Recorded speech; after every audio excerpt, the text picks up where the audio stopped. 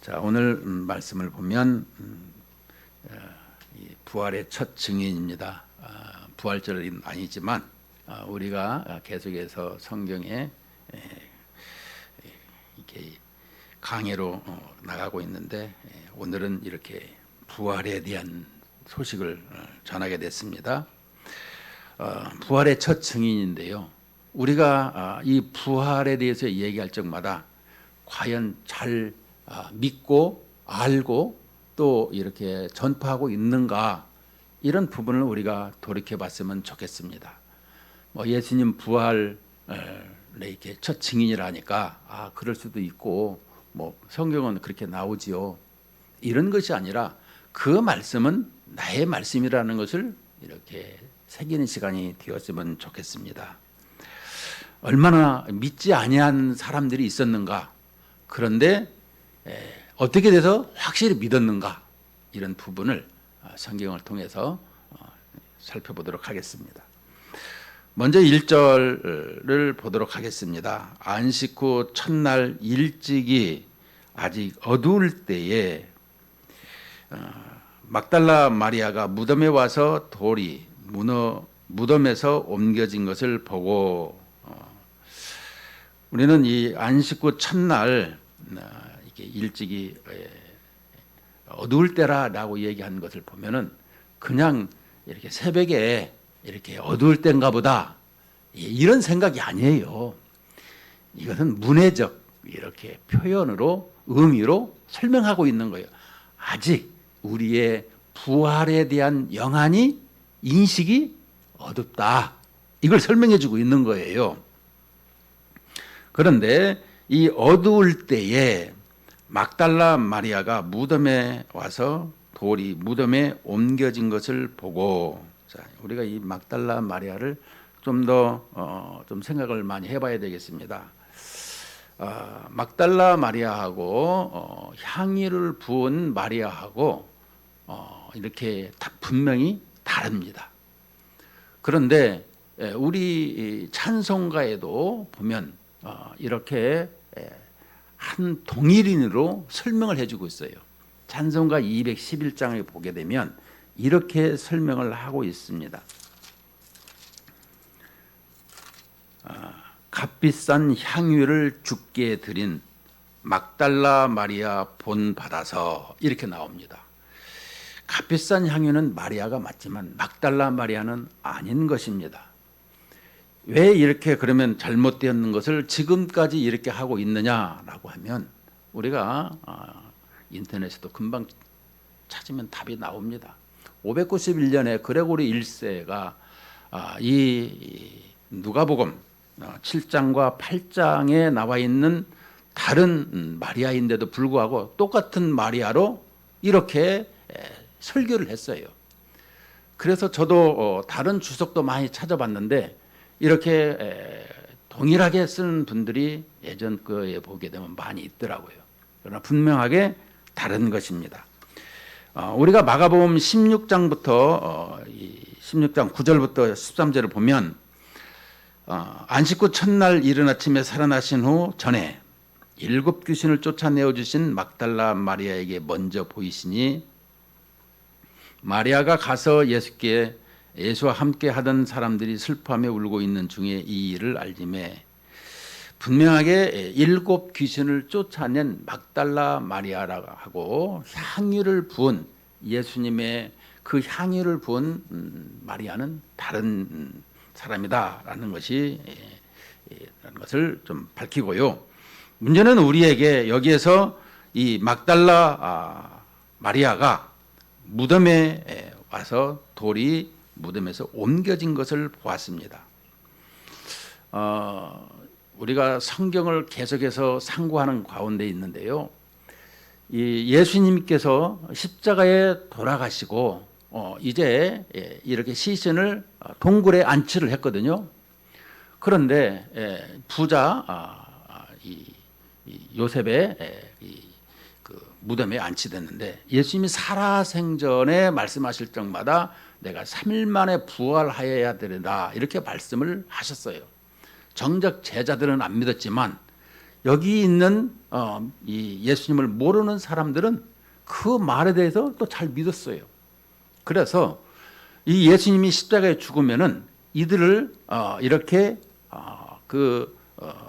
확실하게 하기 위해서, 예수님이 죽은 것을 확실하게 하기 위해서 무덤에 돌을 갖다가 막았어요.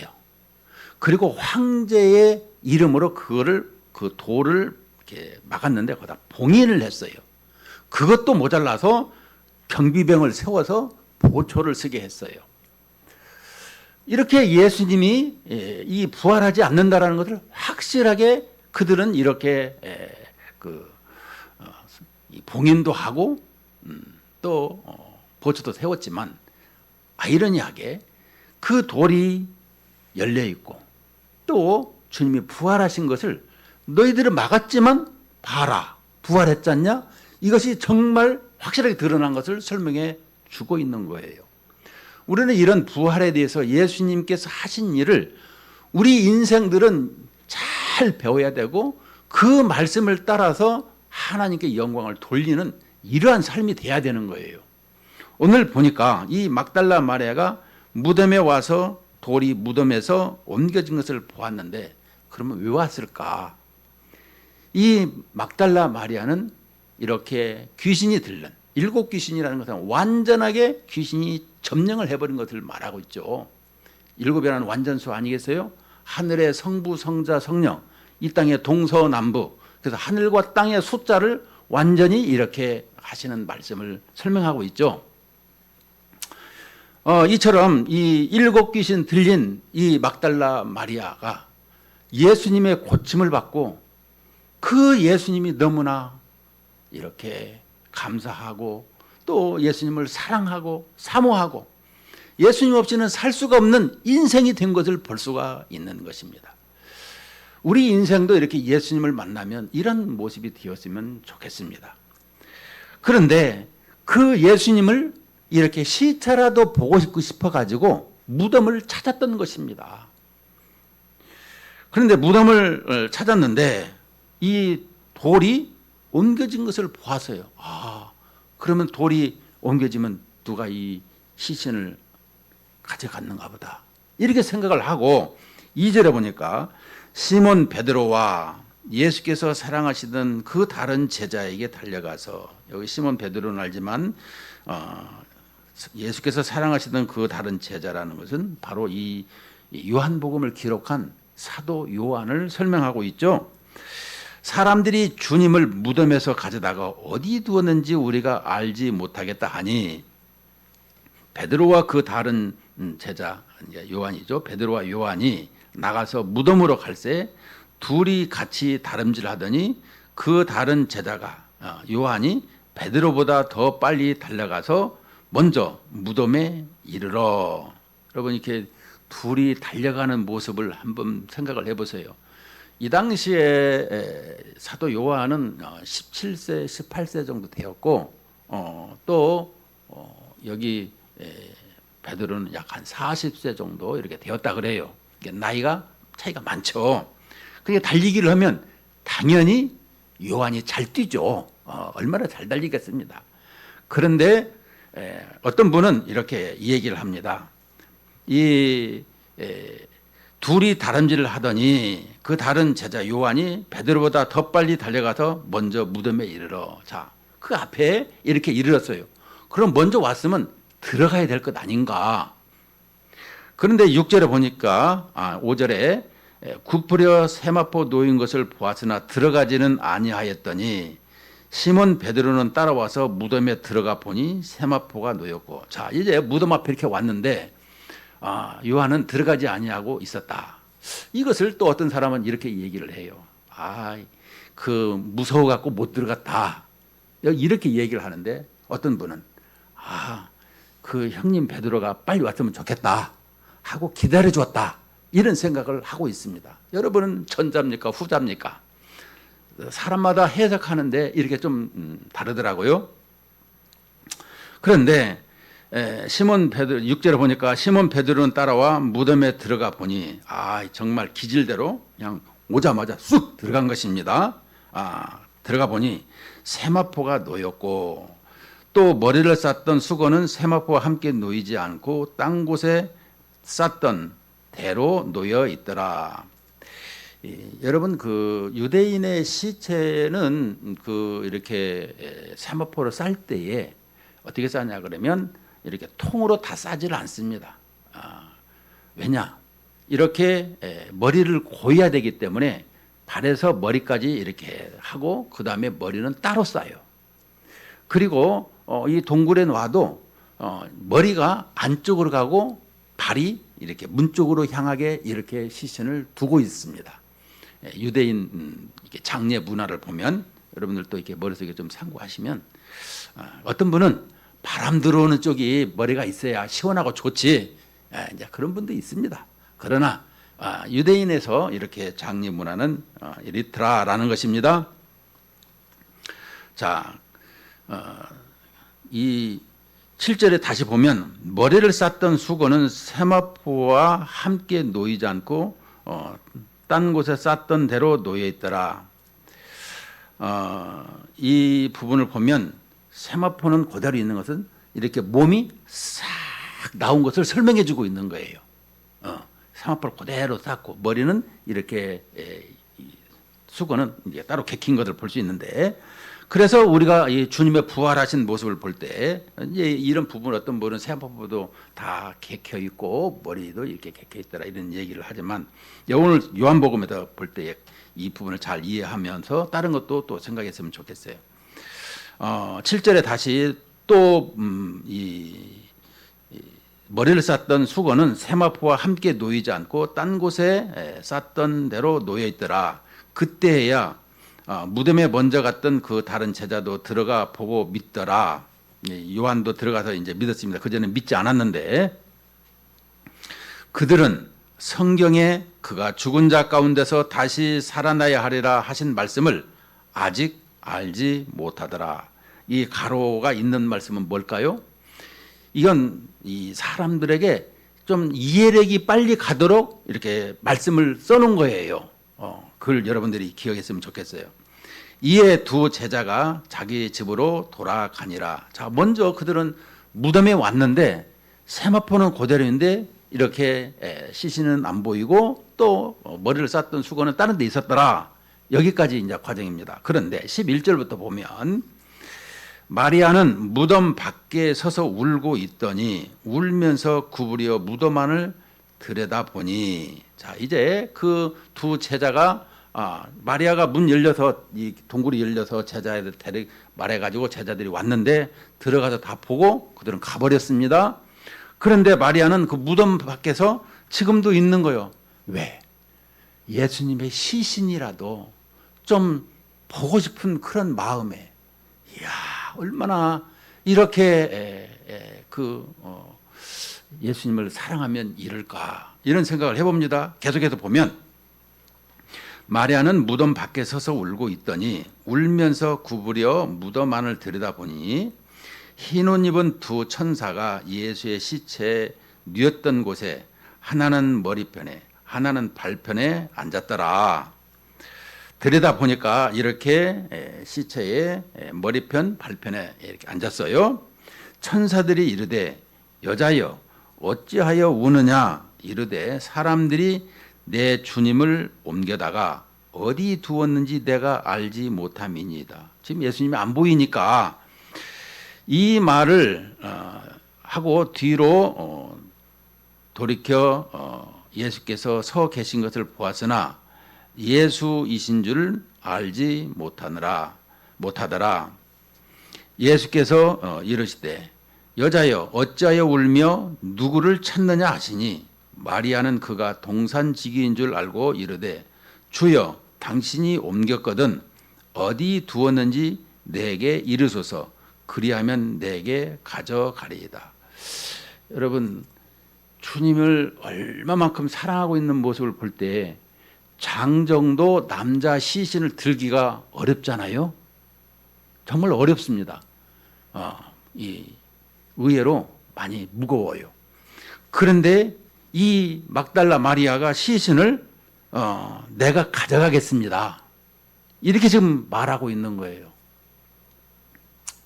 이거는 우리가 그냥 이렇게 그냥 지나가는 말로 여기는 게 아니라 그녀가 예수님을 사랑하고 그 시신을 이렇게 옮기려고 하는 그 사랑의 마음을 우리가 볼 수가 있어요.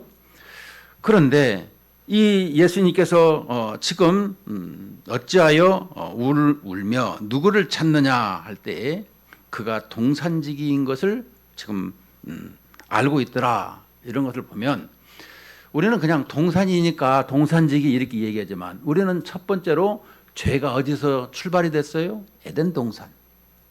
그래서 맨날 어떤 교회는 이름을 새 에덴 교회 뭐 이렇게 얘기를 합니다. 에덴 동산에서 죄가 이렇게 시작이 되었는데 오늘 여기도 보면 동산지기를 볼 때에 그 동산이라는 곳에서 새롭게 시작이 되어지는 이런 모습을 여기 요한은 이렇게 말하고 싶은 거예요. 그래서 이 16절에 보니까 예수께서 마리아야 하시거늘 마리아가 돌이켜 히브리 말로 라보니 하니 이는 선생님이라는 말이라. 예수께서 이르시되 나를 붙들지 말라. 내가 아직 아버지께로 올라가지 아니하였노라. 너는 내 형제들에게 가서 이르되 내가 내 아버지 곧 너희 아버지 내 하나님 곧 너희 하나님께로 올라간다 하라 하시니. 자, 여기서 이제 보게 되면 16절 말씀을 보면 예수께서 마리아야 하시거늘 이 마리아가 돌이켜 이렇게 볼 때에 히브리 말로 선생님이여 라보니 현대 가로 열고 또 선생님이라는 말이라. 그러니까 우리가 좀 이해하기 쉽게 좀 가로 열고 해준 것입니다. 여기서 볼 때에 이제 예수님이 확실히 살아난 것을 지금 보았어요. 그러자 17절에서 이 마리아가 예수님을 딱 붙잡으려고 그래요. 그러니까 나를 붙잡지 말라. 왜 붙잡지 말라 했을까요? 영으로 부활했으니까 이렇게 나를 만지지 말라 이랬을까요? 응? 여러분 우리가 이 부분을 잘 생각을 해봤으면 좋겠습니다. 여기 20장 27절에 보면 그러면은 그건 또 달라요. 도마에게 이르시되 내 손가락을 이리 내밀어 내 손을 보고 내 손을 내밀어 내 옆구리에 넣어보라. 그리하여 믿음 없는 자가 되지 말고 믿는 자가 되라. 아니 영으로 부활하신 예수님께서 왜 도마에게는 그러면 이렇게 만져보라고 했을까? 우리는 이 부분을 좀 깊게 생각을 해봐야 되는 것입니다. 다시 말씀드리면 지금 여기 마리아는 계속해서 예수님을 사랑하는데 예수님이 죽으신 것, 십자가에 죽으신 것 이것을 생각하고 갔어요. 그런데 예수님이 살아난 것을 보았어요. 그러면 부활의 영으로 살아난 것을 보아야 되는데 지금 마리아는 이 막달라 마리아는 예수님이 에덴에 있던 그 모습 그대로를 지금 설명하고 있는 것을 말하고 있는 거예요. 그러니까 부활하신 예수님이 아니라 부활하시기 전에 그 생전의 모습을 그대로 가지고 있는 것을 설명해 주고 있는 대목이라는 거예요. 이 부분을 좀 이렇게 저도 많이 찾아봤어요. 그런데 우리에게 있어서 이 마리아가 지금 막달라 마리아가 예수님을 와서 이렇게 찾고 또 원하고 있는 것을 볼 때에 예수님께서 그 부분을 이렇게 바꿔주시는 모습을 볼 수가 있습니다. 이것은 우리가 교회에 나올 적에도 우리가 각기 다른 이런 생각을 가지고 나옵니다. 필요한 것을 가지고 나와요. 그렇지만 우리 주님께서는 그들에게 필요한 것이 무엇인지를 다 알고 있기에 그들에게 줘야 될 것을 우리 주님은 주시는 것입니다. 그리고 만날 때 그 모든 것이 달라지는 것입니다. 변화가 생기는 것이라는 거죠. 자, 그렇다면 오늘 여기서 17절에서 나를 붙들지 말라. 내가 아직 아버지께로 올라가지 아니하였노라. 이 말씀은 다시 말씀드리면 이제 부활해서 하나님의 보좌에 앉는, 그래서 그 구원을 다 이루는, 그래서 에베소서 2장 6절에 하늘 보좌에 앉으신 예수님을 설명해 주고 있습니다. 그래도 그 복바의 이 백보좌에 앉으신 것을 요한계시록 20장에서는 백보좌의 심판을 설명해 주고 있죠. 우리에게 구원으로 어린 양으로 오신 예수님께서 이다면 우리에게 심판주로 이렇게 설명을 해주고 있는데요. 오늘 여기서 우리에게 이 아직 아버지께로 올라가지 아니하였노라. 너는 내 형제들에게 가서 너는 내 형제, 그러니까 예수님이 이렇게 내 아이로 쓰는 것은 이 아주 우리에게 친근감을 지금 가르치고 있는 말이에요. 내 형제들에게 가서 이르되 내가 내 아버지 곧 너희 아버지. 여러분, 내가 아버지를, 하나님을 아버지라고 부를 수 있어요? 아예 안 되죠. 어떻게 우리는 이미 하나님과의 관계가 이렇게 단절이 되어 있어요. 그래서 죽음은 이렇게 영혼과 육이 이렇게 나눠지고 있는 것을 죽음이라 이렇게 얘기를 하죠. 여기서 보게 되면 내가 내 아버지 곧 너희 아버지. 그러니까 예수님께서는 삼위일체 하나님으로서 제2 성자 예수님께서 성육신하셔서 몸을 입고 이 땅에 오셨어요. 삼위 하나님은 늘 이렇게 협약을 하시고 또 의논하시는 이런 모습을 가지시는 것을, 그래서 우리가 하나님의 형상을 닮았다 얘기하지 않습니까? 자, 그렇더라면 내가 내 아버지, 그러니까 예수님께서는 내 아버지라고 지금 부르고 있는 거예요. 너희는 이렇게 기도하라. 제자들의 기도를 얘기할 적에 예수님이 가르쳐 주셨잖아요. 하늘에 계신 우리 아버지요, 이렇게 기도를 시작하라라고 예수님께서 가르쳐 주셨는데요. 이처럼 내가 내 아버지 곧 너희 아버지, 그러니까 예수님께서 이 하나님을 아버지로 이렇게 부르고 있는 것을, 내가 부르는 것을 너희들도 부르게 되는 것은 우리가 예수님과 한 몸이 되어서 이렇게 하나가 되었기 때문에 내가 내 아버지를 이렇게 부를 수 있게 된다라는 것을 예수님께서 지금 말씀합니다. 내가 내 아버지, 이제 곧 너희 아버지, 이렇게 설명하고 있는 거예요. 우리는 그냥 하나님 아버지 하게 되면 내가 그냥 예수 믿은 게 곧장, 그렇죠. 그러나 그 부분을 좀 자세히 이해할 수 있어야 되는 것입니다. 이 부분에서 예수님 때문에 하나님 앞에 나아갈 수 있는 것인데, 이처럼 아버지라고 부를 수 있는 이 자격도 예수님을 통해서 주어진다라는 사실을 말씀하고 있어요. 그래서 내 하나님 곧 너희 하나님께로 올라간다 하라. 내 아버지 곧 너희 아버지, 내 하나님 곧 너희 하나님께로 올라간다. 이게 예수님께서는 죽으시고 부활하시고 승천하시는, 그 다음에 재림하시는 것을 설명하죠. 근데 오늘 여기서는 승천까지를 설명해 주고 있어요. 우리가 부활은 많이들 알고 있습니다. 그냥 부활로 끝나는 것인데 끝나지 않아요. 승천하시고 보좌에 앉아서 통치하시고 재림하신다라는 것을 우리가 알 수 있어야 되는 것입니다. 그런데 우리가 이렇게 말씀했는데도 불구하고 18절에 보니까 막달라 마리아가 가서 제자들에게 내가 주를 보았다 하고 또 주께서 자기에게 이렇게 말씀하셨다 이르니라. 여러분, 이렇게 막달라 마리아가 예수님의 부활을 첫 번째 목격을 했어요. 그리고 예수님께서 첫 번째로 이렇게 우리에게 이 복음을 전하라고 말씀해 주셨어요. 자, 그렇더라면 이 17절에도 보면 너는 내 형제들에게 가서 이르라, 이렇게 복음을 지금 전파하라고 설명을 해주고 있어요. 문제는 우리가 예수님을 이렇게 믿는다고 하면서도 밋밋한 이유는 뭘까? 우리는 이것을 생각을 해야 되는 것입니다. 예, 맞아요. 그런데 예수님이 하나님의 아들이신 것도 알고 이 땅에 성신에서 몸으로 오신 것도 알고 또 우리를 위해서 십자가 지신 것도 알아요. 그런데 그게 왜 내 마음에 와닿지 않을까? 이 부분을 우리가 좀 하나님과의 깊은 관계 속에서 이 부분을 터치하면 좋겠어요. 이 누가복음 그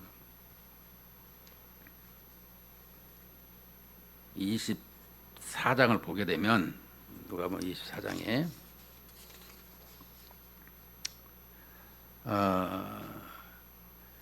27절부터 보겠습니다. 그 전에부터 있는데 이에 모세와 모든 선지자의 글로 시작하여 모든 성경에 쓴 바 자기에게 관한 것을 자세히 설명하시니라. 그들이 가는 마을에 가까이 가매 예수는 더 가려 하는 것 같이 하시니 그들이 강권하여 이르되 우리와 함께 유하사이다. 때가 저물어가고 날이 이미 기울었나이다 하니 이에 그들과 함께 유하려 들어가시니라. 그들과 함께 음식 잡수실 때에 떡을 가지사 축사하시고 떼어 그들에게 주시니 그들의 눈이 밝아져 그인 줄 알아보더니 예수는 그들에게서 보이지 아니하시는지라. 자, 우리가 이렇게 무의식 중에 이렇게 살아가는 것, 또 의식적으로 이렇게 주님의 이름을 의지하면서 살아가고 있습니다. 근데 오늘 여기 이 누가복음 24장에서 말하고 있는 말은 무엇일까요?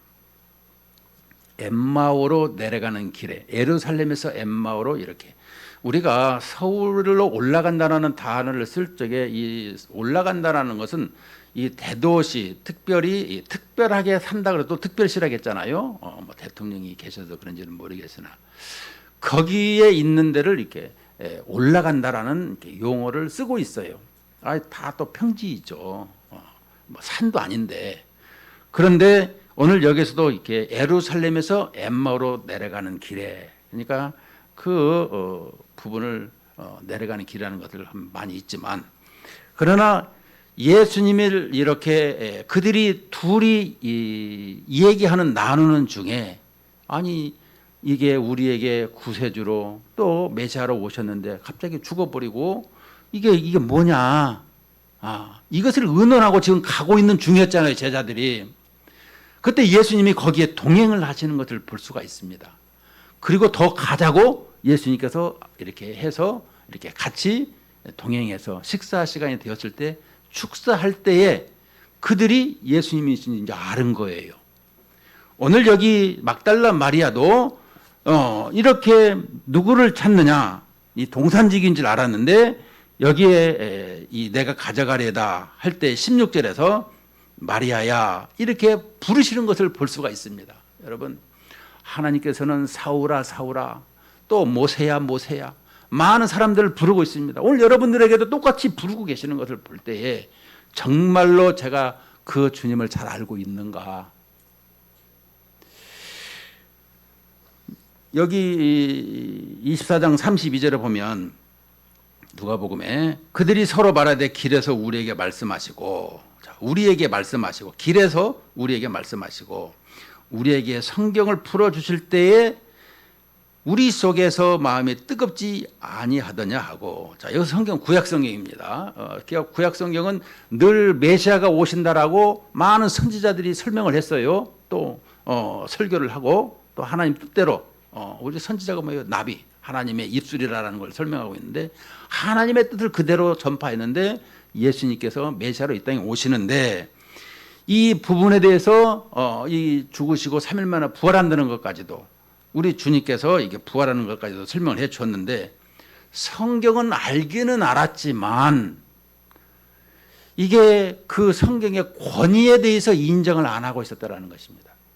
다시 말씀드리면 지금 이 성경에서 이 신약 성경 397년에 완성되기까지 성경은 기사와 이적을 통해서 하나님이심을 이렇게 하나님의 말씀이신 것을 분명하게 증거할 수 있도록 그런 기사와 이적으로 알게 하시고 깨닫게 해주셨다라는 거예요. 그것을 우리 주님께서도 말씀했어요. 이렇게 나를 안 믿으면 기사와 이적은 믿어라. 왜? 하나님이 하신 것을 이렇게 알게 하는 것을 설명해 주고 있어요.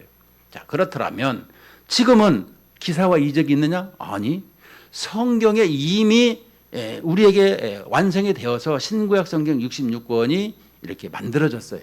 그렇다고 하면 우리가 기사와 이적을 지금도 원하고 있는데요, 그렇게 하면 안 되고요. 기사와 이적은 이런 어떤 병 고치는 것을 통해서 하나님이심을 알게 하고 하나님을 믿어야 된다고 설명하기 위한 것이라니까요. 그렇다고 하면 성경이 완성된 지금은 성경 자체가 권위가 있어요. 하나님의 말씀은 권세가 있는 거예요. 하나님 말씀을 읽을 때 내 마음이 뜨겁지 아니하더냐? 성령 하나님께서 내 마음을 불붙게 하신다라는 거예요. 그래서 하나님이 하나님 되게 하시는 것으로 증명이 되고 하나님의 이름이 높임을 받도록 하시는 거예요.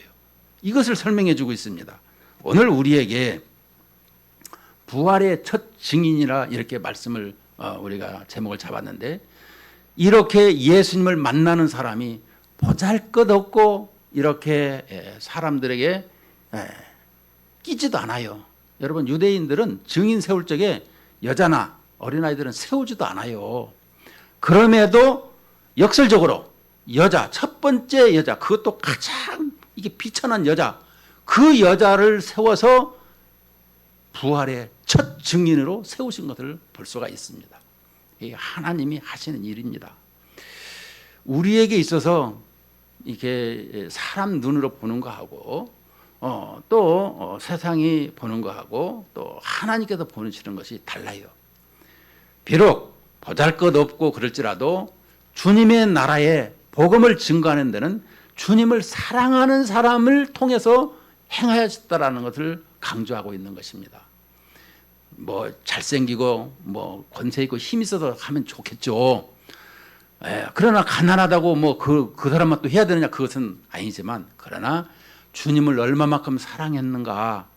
그런데 그 병고침을 귀신을 내쫓고 정상인으로 된 이 마리아가 예수님을 끝까지 사랑했던 것을 보고, 우리 자신을 한번 돌이켜 볼 때 내 자신도 주님을 얼마만큼 이렇게 사랑하고 있는가, 이 척도를 보면서 하나님 더 올리고 더 사랑하고 이런 모습으로 살겠습니다. 이런 마음이 우리의 마음에 몽글몽글 이렇게 올라와서 하나님의 이름을 높이고 영광 돌리는 우리 이런 신앙생활이 되시기를 주님의 이름으로 축원을 드립니다. 하나님 아버지, 감사합니다. 오늘도 저희들에게 부활의 첫 증인으로 하나님 우리에게 말씀해 주신 것을 감사합니다. 비록 막달라 마리아도 잘못된 소원으로 무덤에 나와서 부활의 주님을 만났는데, 만나자마자 그의 인생이 바뀌고 또 그의 삶이 주님의 뜻을 이루어드리는 증인으로 살아간 것을 보게 됩니다. 우리의 목적이 다르게 왔을지라도 주님을 만나면 주님의 뜻을 이루어드리는 삶이라는 것을 알게 되었습니다. 우리의 삶이 하나님께 영광이 되어지고 하나님이 기쁘시게 하는 이런 우리의 입술이요 삶이 되어지도록 성령 하나님께서 날마다 강권하여 주시고 친히 역사해 주시옵소서.